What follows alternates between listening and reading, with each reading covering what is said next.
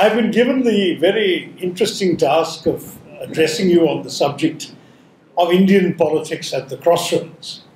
And one might think that the topic was actually devised after the results came out on December 11th for 5 state assembly elections, because in many people's minds, that was what the crossroads that the present government finds itself in, that should have perhaps appealed to the organizers of the Congress. But the truth is, I was invited many weeks earlier, and they gave me the topic before knowing what the results were going to be. And so, though I do find the results have come at a very interesting juncture, that we are indeed looking at a time when clearly many of the complacent assumptions of the supporters of the present government about the seemingly inevitable re-election of Prime Minister Modi next year have been completely upset, and that now there is a tremendous degree of uncertainty, and even on the other hand, a lot of confidence on the other side. Since all that has now occurred, one might think that that's what I should focus on, but I'm actually not going to talk about that. This is, after all, the Kerala History Congress, and we have an obligation to take the longer view. So I would rather address the broader themes behind the topic as originally intended by the organizers, and see Indian politics at 2 very important kinds of crossroads. The first, to my mind, is a systemic crossroads. Is the Indian political system at a crossroads? And the second crossroads relates to the philosophical, ethical, moral, and even constitutional precepts of the Indian state, which in my mind are also at a crossroads, crossroads around what one might call the idea of India.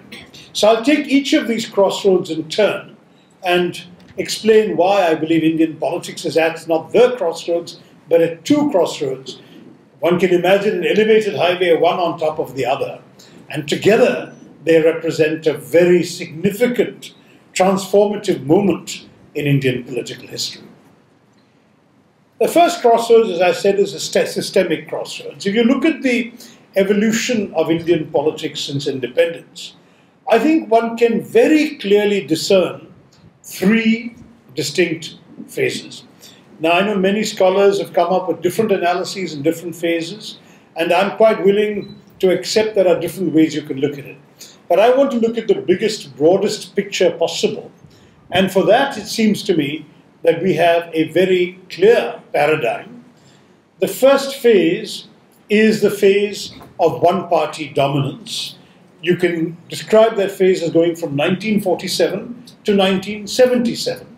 And during those 30 years, the Congress Party, the party of the freedom struggle, the Nationalist Movement's party, converted itself into a party of governance, and it was essentially unchallengeable for those 30 years. In fact, in the elections of 52 and 57, the Congress Party achieved such an extraordinary level of dominance in our political institutions that one could argue that the most important opposition to the government came from within the ruling party. With, for example, the opposition of backbenchers like Feroz Gandhi helping bring down Finance Minister Krishnamurthy, provoke other resignations, and hold Prime Minister Nehru accountable for the defeat with the war in China, with China in 1962. And despite that level of opposition within the party, the fundamental consensus was unchallenged. And for 30 years, India was ruled with one ethos, one set of principles. You can call it secularism, socialism, non-alignment. But fortunately, perhaps because the Congress Party felt so secure in its dominance, this was also a period in which institutions were allowed to grow and flourish. So that many of the democratic institutions of the Indian political system took root during this period of one-party dominance. I'll give you a couple of examples from the period of Mr. Nehru, because today it has become fashionable to attack Pandit Nehru. Those in power today seem to think that he should be held responsible for every conceivable sin and weakness and failure in the Indian state. I would argue exactly the opposite. This was a man who actually helped build up the institutions that today we are all seeking to defend. To give you a couple of examples, there was, of course, I already mentioned briefly, the parliamentary system, the extraordinary respect and attention paid to the opposition out of all proportion to its numerical size. It was a very small opposition, and yet Nehruji gave them an exaggerated amount of time in Parliament, personally attended every session, took their questions, insisted that his cabinet attend, and insisted that his officials, senior officials, be there to provide answers to any of the questions asked by the opposition. And so the parliamentary culture and the role of the opposition grew from that period. Another example is that of the judiciary. The independence of the judiciary was firmly established in that period, paradoxically, of one-party dominance. I'll give you one example. Nehru was occasionally a short-tempered man, and at one point at a press conference, he made an intemperate comment about a judge. By the end of the day, he was so filled with remorse, he wrote a letter of apology to the judge. And then he wrote an even more craven and grovelling letter to the Chief Justice of India, apologizing for having insulted the judiciary. Now, objectively, Nehru didn't need to do that. You can't imagine Prime Minister Modi doing it. Nehruji was the most powerful man in India. Mahatma Gandhi had been assassinated in January 48. Sardar Patel had passed away in December 1950. There simply were no alternatives, nobody of any stature to challenge Jawaharlal Nehru. Yet, this is a man who felt that he needed to show deference to the institution because the institution mattered and not the individual. And this unchallengeable figure, when he was crossed, including when there were disagreements within the cabinet, his instinctive action was to offer his resignation. It was not trying to push his way through because of his power and stature. He said, fine, the institution matters, find another prime minister, I will move aside. And something which is not really properly known today or is forgotten today is that after his re-election in 57, he actually resigned. It's not just that he said he wished to resign, he actually resigned. He wrote a letter of resignation to the President of India, and he took he planned a 6-month hiking holiday in the mountains in Kashmir. And there was a global outcry. The cabinet all revolted and said, please, you must stay. The Congress party passed a resolution asking him to withdraw his resignation. The president refused to accept the resignation. And letters and telegrams started coming in from President Eisenhower in the United States, from Khrushchev in Moscow, saying the world needs you, you cannot leave. And it was after all this pressure that he finally reluctantly rescinded his resignation and converted his 6-month mountain holiday into a 2-week hiking trek, and then came back to his work. That is the extent to which Nehruji did not follow the route trodden by so many other third world heroes, post-colonial nationalist struggle leaders in other countries, like Nkrumah in Ghana, like Nyerere in Tanzania, like Kaunda in Zambia, who, having come to power for having opposed the colonial powers, then said that to preserve their country's unity and to direct its development, they needed to have autocratic, authoritarian rule, and they essentially eroded the institutions of their country. Nehruji was the opposite. He was an exception in the developing world, in that he promoted democratic institutions rather than undermining them. And in this period, I would say the political system established certain habits and expectations, particularly expectations that the institutions of Indian democracy would function with a level of impartiality, autonomy, and integrity, which would stand over and above the individuals of the day. That assumption was extremely important, because what happened in many ways was that in those 30 years, we saw both the challenges to the system and its ultimate triumph and vindication. By that, of course, I mean the emergency, when Indira Gandhi did, in many ways, abridge our democracy for 22 months. But then, free and fair elections were held. She lost. And for somebody who was accused of being a dictator, she had the moral courage to step aside, admit her defeat. To my mind, that showed the triumph of the independent institutions built up over then 30 years. And those institutions survived and guaranteed the system of India. So the first period was one of one-party dominance. The second period I would trace slightly longer, from 1977 to 2014. And that was a period of increasing decentralization of power, or what one might call even a period of increasing fragmentation of power at the central government level. If you look at the political system of India, as I said, in the first 30 years, one-party dominance meant that you had one party with an absolute majority in the center, and you also had a majority of the states under the same party. In fact, up to 67, the Congress ruled almost every state. Kerala was an unusual exception. In 1967, there was briefly a flurry of coalition governments of opposition parties in some states, most of which did not last too long. But between 77 and 2014, what you saw was a very significant shift in this pattern. You had a series of non-majority governments in the center. Yes, there was one famous exception. The Rajiv Gandhi government of 84 to 89 had a stupendous majority, in fact, the largest majority in seats in parliament, which is why some people looking at the period would prefer to see the Janta years as an aberration and take the first period all the way up to 89. And I don't quarrel with them, you could take it both ways. But I thought that because Indira Gandhi lost in 77 and you saw a Janata Party coalition coming to power in the center, that was a more natural break. But I wouldn't make too much of a fuss if any of you prefer to draw the line at 89. But after 89, certainly not one single government enjoyed a full majority.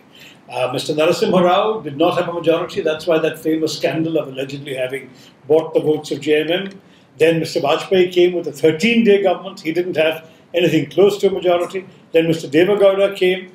He was also not only didn't have a majority, but even this coalition didn't have a majority and was relying on outside support. And when that support disappeared, his government fell. Mr. Gujral came to power. Mr. Gujral's government fell. We had a new election in 98. And though many of you are too young to remember it, we had yet another election in 99. So you had a series of weak, numerically inferior coalition governments, which then gave way to a 23-party coalition led by Atal Bihari Vajpayee, the NDA government of 99 to 2004.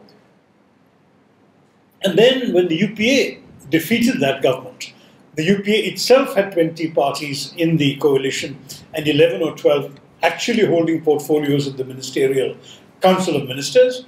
And UPA 2 was not much better, even though the Congress had increased its number of seats in Parliament from 146 to 206 and subsequently with by-elections to 216. Nonetheless, it was nowhere near the halfway mark of 272 seats in the Lok Sabha. And then, this is where the crossroads come in, we saw a dramatic change in 2014. Or did we? This is the question that only future historians will be able to answer. The extraordinary majority won by the BJP, 282 seats by itself, 333 in the NDA. Does that mean a return to an era of one-party dominance? Or is it merely a transition, a systemic transition to something else? Or will future historians see it as merely an aberration in a longer period of coalition rule? In other words, just as we are saying that Rajiv Gandhi's 5 years of absolute majority were an aberration in a period between 77 and 2014, similarly, will a future analyst say that, in fact, that period didn't end in 2014 and that the 5 years of NDA 2 were merely an aberration? Obviously, it's too early to tell. None of us knows where it goes. But the crossroads are very clear. Issues of governance and of systematic erosion of the democratic principle have already become apparent. And when I say that, I'm only talking about the functioning of government. I'll come into the issue of ideas and values in the second crossroads. When I speak about governance, I mean, for example, that we have seen the greatest centralization of power in the Prime Minister's office in the history of modern India, with the sole exception of the 22 months of the emergency. The Prime Minister's office today takes decisions that historically, even during the emergency, were left to the ministers and ministries to take. In many cases, files have to be sent to the Prime Minister's office for even routine appointments that used to be considered within the purview of previous ministers. So you're seeing already a systemic change. The question of collective cabinet responsibility has been thrown into question because in many cases decisions are taken by the Prime Minister alone and there is simply no indication that the cabinet minister is in the loop. The most notorious example of this is demonetization, when, as you probably know, the decision was taken, the television broadcast was announced, the cabinet was called into a meeting just 20 minutes before the broadcast, and they were left in the cabinet room behind a locked door while the Prime Minister announced a decision to the nation. This is not cabinet governance. This is a situation in which you are seeing a Prime Minister running a parliamentary system presidentially, and that gives you the worst of both worlds. It gives you the worst of both worlds because in a classic presidential system, which is what I would personally prefer, you have a completely independent legislature. The president does not depend on the legislative majority for his survival or hers, but the legislature has full authority to question the Prime Minister's decisions and to challenge them and even to vote against him even if they belong to the same party. Whereas in our system, once the government has been formed, the majority in parliament becomes a rubber stamp for that government and no longer functions as an independent chamber of accountability. So as a result, you're seeing a situation where very often we, as members of the opposition, if we're asking questions in question hour of parliament to ministers, become painfully aware the ministers don't know the answer. They are waiting for bureaucrats to write the answers or pass them slips of paper from which they read, because they have not taken the decisions for which we are supposed to hold them accountable. So the parliamentary system has been tossed aside. Governance has become an issue in many ways of one-man rule, and you're also seeing a situation in which institutions across the board are being eroded. Just take this year alone. The Supreme Court was considered an absolute paragon of impartiality that held governments to account. For the first time in the history of the Supreme Court, 4 judges actually showed up, as you know, at the lawns of the Supreme Court and told the press that they apprehended a major threat to their independence and to the future of Indian democracy. The CBI, the Central Bureau of Investigation, was considered an extremely impartial institution, so much so that state governments belonging to other parties, as well as high courts across the country, would often refer cases to the CBI that they felt could not be dealt with by the state police alone. Today, the CBI is a shambles. Like the old Keystone Cops movies, you're seeing number 1 chasing number 2 chasing number 1, each filing cases against the other, both being detained, both going to court. It's been a complete disgrace, essentially as a result of the attempted political manipulation of that institution. Take the Central Information Commission, one of our proudest achievements in UPA. This government has systematically and deliberately kept 88% of the commissioner positions vacant, as a result of which petitions for RTI are piling up in the tens of thousands, answers are not coming or are coming abruptly or whatever, and the result is the hollowing out of the institution of the Information Commission. Even the Election Commission, which was considered totally beyond the pale, has had its impartiality called into question on at least 2 occasions. One was when they chose for the first time to separate the announcement of the elections of the state assemblies of Uttarakhand and Gujarat. In the last 2 or 3 occasions, the 2 elections have been called together, but this time the government of Gujarat, run by the ruling party in the centre, was not ready. They wanted a few more days to give out a few more freebies, and so the Election Commission obligingly announced the elections in Uttarakhand and waited 12 days more for Gujarat on the specious grounds that announcing the Gujarat elections earlier might have interfered with flood relief work. Anybody who knows anything about our system knows that is simply not true. Flood relief, emergency assistance and so on can always continue, even if a code of conduct is in place. No one says stop emergency relief.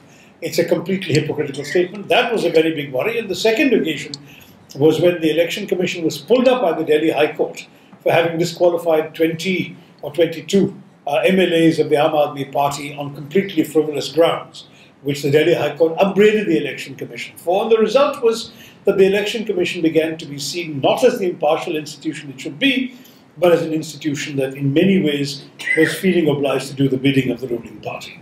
I can give you example after example. Even the Fourth Estate, the free press, which is the, if you like, the sunlight that illuminates our democracy, the mortar that binds together the bricks of our freedom, as well as the open window embedded in those bricks. That free press has been intimidated to a point that you are seeing articles that are critical of people close to the present ruling dispensation disappearing overnight from the websites of mainstream publications. You are seeing editors being removed because they had the temerity to do a so-called hate tracker showing incidents of communal violence in the country, and so on. And journalists being fired, and journalists openly saying, listen, I have a wife and children to support, I've got my kids in school, I can't afford to lose my job. So the entire idea of journalism as the bastion of democracy is lost when the government, unlike previous governments, chooses to exercise its muscle power to threaten and intimidate, not often the journalists directly, but the owners. Most Indian media owners have other business interests. So if those business interests are threatened, the journalist, the editor, becomes dispensable to the owner, and that is a major threat to our democratic institution building.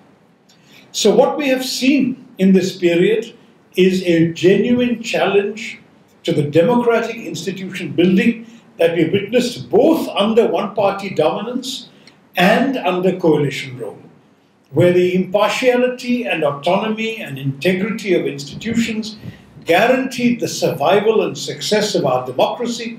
Suddenly in this crossroads, in this institutional challenge that we are seeing in the first term of Mr. Modi, and we hope, some of us hope, his only term, this is actually raising fundamental questions about the extent to which the democratic system of our politics is itself at the crossroads. So that is the first big crossroads. The second one is simpler, and I shall take a little less time to lay it out, but it is also in many ways a more vital one, and that is the crossroads at which the idea of India finds itself. What is the idea of India? Obviously, the very phrase goes back a long time. It was Rabindranath Tagore who came up with the phrase, the idea of India. Others have written about it. Some others have challenged it. The BJP spokespeople say that who gives some people the monopoly on deciding what the idea of India is or should be.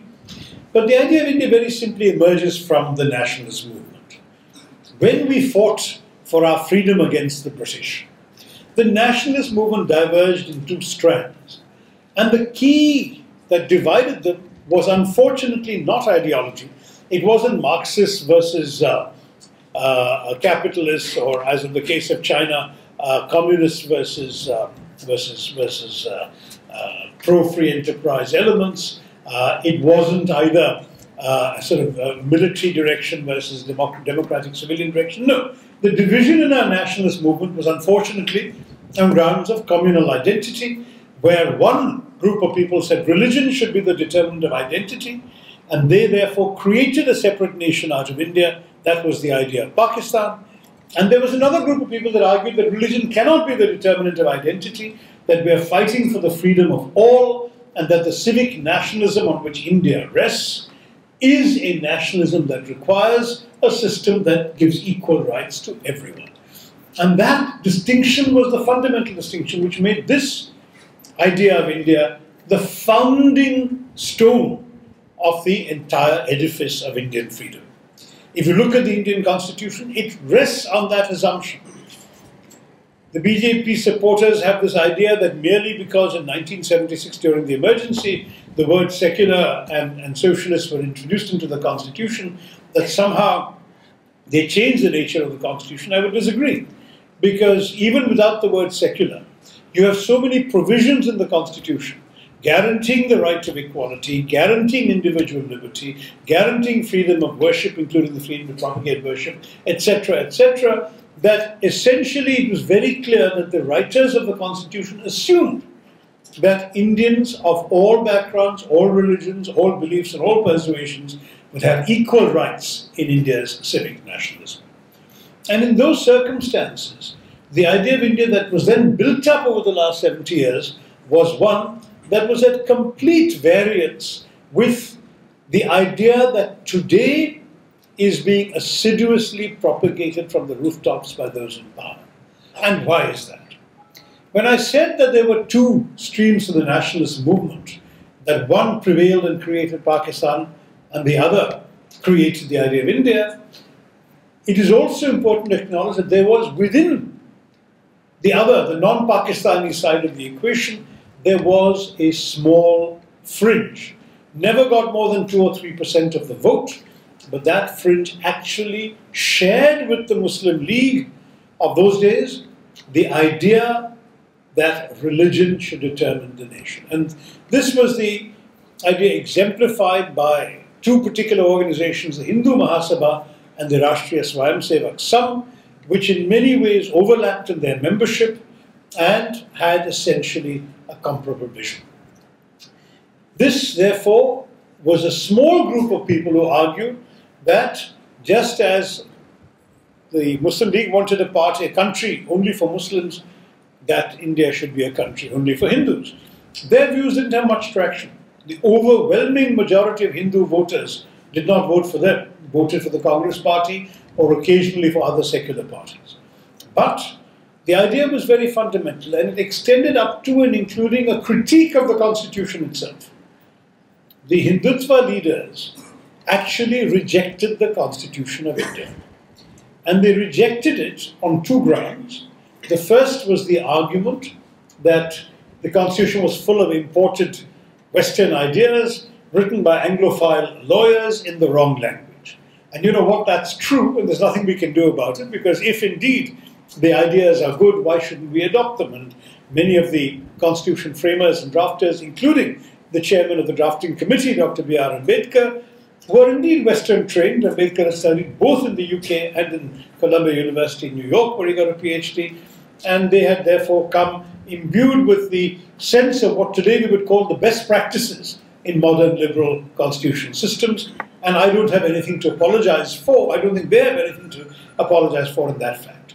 But the Hindutva critique was more fundamental than that, and that's their second and perhaps more important point.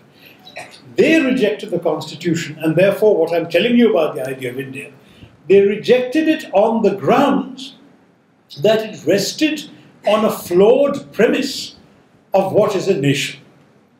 They say the Constitution assumes that the nation of India is the territory called India, and therefore the Constitution is written for all the people on that territory, irrespective of their background, their ethnicity, their religion, etc. Wrong, say the Hindutva movement. A nation is not a territory. A nation is a people, and the people of India are only the Hindu people.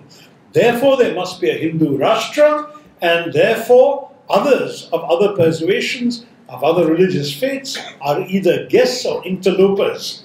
They do not have the same rights as the authentic people of this land, who are the Hindus.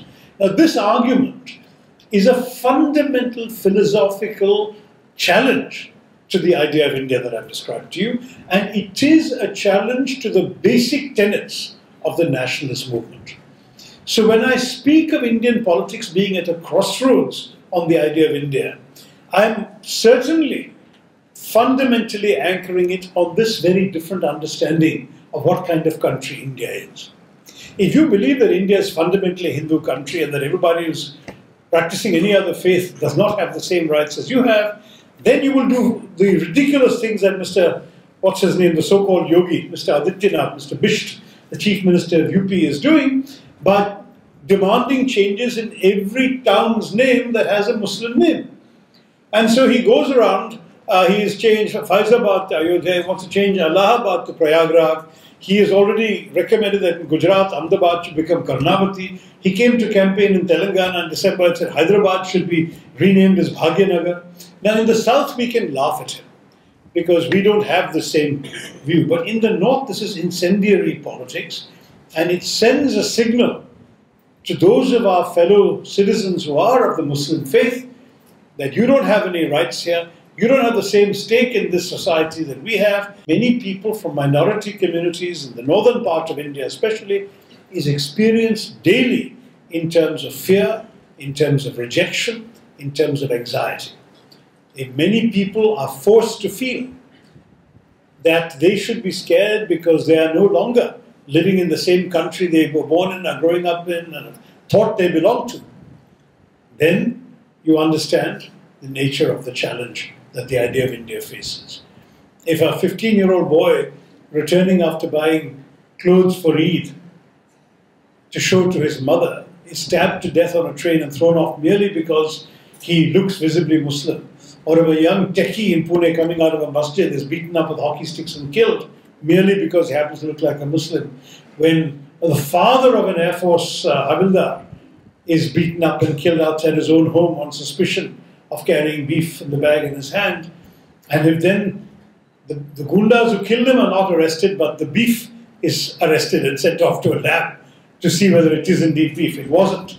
But that is the climate that has changed in this country, particularly in the northern half of India. And to my mind, the sickness that this is spreading throughout the system is what places Indian politics at the crossroads once again.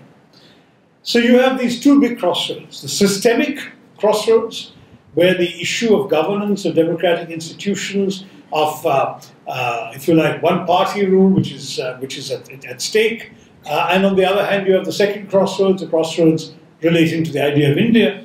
These two crossroads are the crossroads that I see of the title that has been given to me by the organizers of the Kerala History Congress. If I were to try and bring this to a conclusion, it would still be, however, on an optimistic note, because I genuinely believe that this very dangerous and aggressive tendency can be stopped because it is fundamentally un-Indian. That in departing from the consensus that undergirded the nationalist movement, in departing from the very essence of the fight for freedom against the British that brought us to independence in 1947, in so departing, it seems to me at any rate that the present government in many ways has lost its hold on the affections of the Indian people. And therefore, if I had to predict where these crossroads would go, I would say first, because people have realized how much under threat are the vital democratic institutions of our country, they will take the right turn of the crossroads towards defending, protecting, nurturing, and building up these institutions to make them immune in future from a future Narendra Modi type government. And second, I believe that the move away from the idea of India will be resisted and turned back, because Indians are instinctively people who wish to live with each other. And if I may be so bold as to say, I believe Hindus, who are 80% of the population of this country, are fundamentally of that nature too. I've often cited Swami Vivekananda's famous speeches in Chicago at the World Parliament of Religions in 1893. One of his most famous statements, which I have repeatedly quoted in my book, Why I'm a Hindu, and in my talks and speeches, is the statement that says, I am proud to speak to you on behalf of a faith that has taught the world not just tolerance, but acceptance. And I read these words as a teenager and they stayed in my mind because it seemed to me that they represent the fundamental essence of what Hinduism has taught me. You see, tolerance, I went to school and studied history, and I was told that tolerance is a virtue, that a tolerant king is a good king because he suffers others in peace and so on. But if you really think about it, as clearly Vivekananda had done, tolerance is essentially a very patronizing idea. Tolerance basically says, I have the truth, you are in error, but I will magnanimously indulge you in your right to be wrong. That's all that tolerance does. Whereas acceptance is something much more fundamental. Acceptance says, I believe I have the truth. You believe you have the truth. I will respect your truth, please respect my truth. And to my mind, that is the greatest strength of the Hindu approach, and this is why we have been able to have people of so many different faiths, religions, styles of worship, and even different forms of worship within Hinduism coexisting side by side in this country. And therefore, to my mind, that principle of acceptance not only helps Hinduism to flourish in a multi-religious subcontinent, but it also is an essential prescription in our democracy. Because our democracy rests on the principle that we have built a state where you can overcome differences or ignore differences of caste, of creed, of color, of culture, of cuisine, of consonant, of conviction, of costume and custom, and still rally around a consensus. And that consensus is on the very simple idea that in a diverse democracy like ours, you don't really need to agree all the time, so long as you agree on the ground rules of how you will disagree.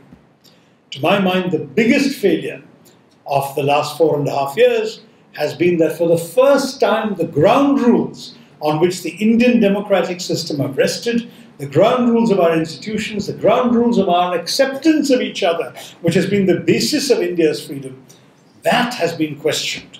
And I don't believe the people of India will agree with that questioning. I believe that the next elections will see us returning to the period of coalition governance. And I do believe that ultimately we will once again continue to live in an India where we can all work together, live together, and dream the same dreams together. Thank you very much. Jai Hind.